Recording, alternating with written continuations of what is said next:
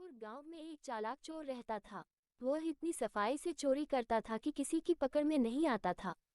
लोगों का मानना था कि वो किसी की आंख से काजल चोरी कर लेगा तो भी किसी को भनक नहीं लगेगी। गांव में चोरी करते करते अब उसे बोरियत होने लगी थी। वह दूसरे चोरों के बीच अपनी धाक जमाना चाहता था। उसने सोचा कि क्यों न राजधानी जाकर राजमहल में सेंध मारी जाए। इससे दूसरे चोरों के बीच उसका रुतबा बढ़ेगा। ये सोचकर वह राजधानी आ गया। अब समस्या ये थी कि राजमहल में चोरी कैसे की जाए। वहां सुरक्षा में पहरेदार 24 घंटे तैनात रहते थे। कई दिनों तक रेकी करने के बाद उसने ध्यान दिया कि महल के ऊपर जो घड़ी लगी है वह समय बताने के लिए हर घंटे बजती थी। चोर के दिमाग में एक विचार आया। चोर रात में कुछ लोहे की कीलें और हथौड़ी लेकर राजमहल पहुंचा और जैसे ही घंटी बजती वह दीवार पर एक कील ठोक देता। इससे घंटी की आवाज में हथौड़े की आवाज दब जाती और किसी को पता भी नहीं चलता था। इस तरह उसने 12 कीलें ठोक दी। उन कीलों के सहारे वह महल में दाखिल हो गया और हीरे जवाहरात चोरी करके रफूचक्कर हो गया। अगले दिन जब राजा को चोरी का पता चला तो उसे यह जानकर बड़ी हैरानी हुई कि इतनी सुरक्षा के बावजूद भी कैसे कोई राजमहल से चोरी करने में कामयाब हो सकता है। राजा ने नगर में सिपाहियों की संख्या बढ़ाने का आदेश दिया और कहा कि कोई भी व्यक्ति रात में घूमता नजर आए तो चोर समझकर गिरफ्तार कर लिया जाए। दरबार में ऐलान के वक्त चोर भी भेष बदलकर मौजूद था। उसने चालाकी से पता लगा लिया कि कौन कौन से सिपाही इस काम के लिए चुने गए हैं। उसने उन सिपाहियों के घर का पता लगाया और साधु का भेष धारण करके उनके घर पहुंच गया। वहां उसने पाया कि सभी सिपाहियों की पत्नियां चाहती थी कि उनका ही पति चोर को पकड़े। इस बात का फायदा उठाते हुए उसने सभी की पत्नियों को कहा कि पूरी रात तुम्हारे पति चोर की तलाश में बाहर रहेंगे। इस बीच चोर तुम्हारे पति का वेश धारण कर घर में घुसने की कोशिश करेगा। भले ही वह तुम्हारे पति की आवाज निकाले, लेकिन तुम उसे अंदर मत आने देना और गर्म कोयला फेंकना। इससे चोर घायल हो जाएगा और पकड़ा जाएगा। पत्नियों ने हामी भर दी। वहीं सिपाही पूरी रात गश्त करते रहे और चोर की तलाश करते रहे।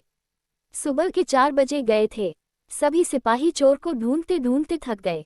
तभी सारे सिपाहियों ने सोचा कि अब घर चलकर थोड़ा आराम कर लेते हैं।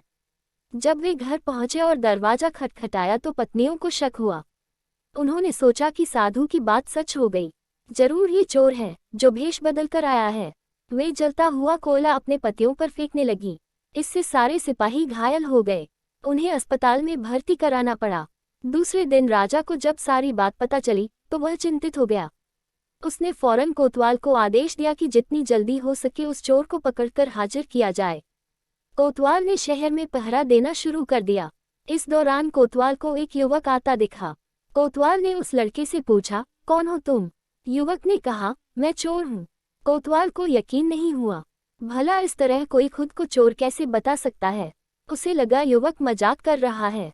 कोतवाल ने आगे कहा, अगर तुम चोर हो तो चलो, तुम्हें जेल में बंद करने का आदेश मिला है। वो युवक तैयार हो गया। कोतवाल उसे लेकर एक कमरे में गया, जिसे देखकर चोर ने बोला कि कोतवाल साहब, इस जेल को तो कोई भी खोल सकता है। कोतवाल बोला, इसे खोला नहीं जा सकता। चोर बोला, आप अंदर जाए, मैं बताता हूँ इसे कैसे खोल सकते हैं। कोतवाल मान गया और जैसे ही अंदर गया, चोर ने दरवाजा बंद करके लॉक कर दिया और हंसते हुए बोला, मैंने पहले ही बोला था मैं चोर हूँ, आप माने नहीं। कोतवाल पूरी रात जेल में बंद रहा। सुबह सिपाहियों की मदद से कोतवाल किसी तरह जेल से बाहर आया और राजा के पास पहुंचकर उसने सारी कहानी सुनाई। पूरी बात सुनकर राजा दंग रह गया। अब उसने खुद चोर को पकड़ने का फैसला किया। रात होने पर राजा ने गश्त देना शुरू कर दिया। इस दौरान चोर ने साधु का भेष बनाया और एक पेड़ के नीचे धूनी जमाकर बैठ गया। गश्त के दौरान राजा इधर उधर के चक्कर काट रहा था। इस दौरान उसने पेड़ के नीचे साधु को बैठा देखा तो पूछा कि बाबा, इधर से किसी अजनबी इंसान को जाते देखा है क्या? साधु के भेष में बैठा चोर बोला कि मैं ध्यान में था, इसलिए देख नहीं पाया। इस दौरान राजा को एक विचार आया। उसने तय किया कि वह साधु की पोशाक पहनकर पेड़ के नीचे बैठकर नजर रखेगा और साधु को अपने कपड़े पहना देगा ताकि वह नगर के चक्कर लगा सके। पहले तो चोर इस बात पर राजी नहीं हुआ, लेकिन काफी चर्चा के बाद वह राजा के कपड़े पहनने के लिए राजी हो गया। राजा साधु के भेष में पेड़ के नीचे बैठ गया। इस दौरान चोर ने राजा के कपड़े पहने, घोड़े पर बैठा और महल जाकर आराम से सो गया। जब पूरी रात गुजर गई, सुबह के 4 बजे के करीब राजा को लगा कि साधु तो अब तक लौटा नहीं और न ही कोई अजनबी इस रास्ते से गुजरा, तो उसने महल लौट जाने का फैसला किया।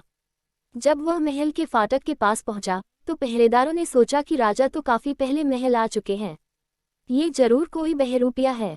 उन्होंने राजा को बहरूपिया समझकर जेल में डाल दिया। भोर होने पर एक संतरी ने राजा को पहचाना और जेल से बाहर निकाला। वह राजा के पैरों पर गिरकर माफी मांगने लगा। राजा ने उसे माफ कर दिया। राजा ने महल पहुंचकर देखा कि चोर रात भर उसके बिस्तर पर सोया और उसी की पोशाक में फरार हो गया। अगले दिन राजा ने ऐलान किया कि अगर चोर उसके सामने आ जाएगा तो उसे बख्श दिया जाएगा, साथ ही उसे इनाम भी दिया जाएगा। चोर वहां मौजूद भीड़ से निकलकर बोला कि मैं ही चोर हूं। सबूत के तौर पर उसने राजा को उसकी पोशाक दिखाई और चोरी का सारा सामान भी वापस कर दिया। राजा ने अपने वादे के मुताबिक चोर को माफ कर दिया। राजा ने भेंट में उसे एक गांव दिया, साथ ही वादा लिया कि भविष्य में वह कभी चोरी नहीं करेगा। इस तरह चतुराई के बल पर चोर ने खुद को साबित किया और खुशी खुशी जीवन यापन करने लगा। कहानी से सीख, अगर इंसान में बुद्धिमानी और समझदारी है तो वह विषम परिस्थितियों में भी खुद को साबित कर सकता है।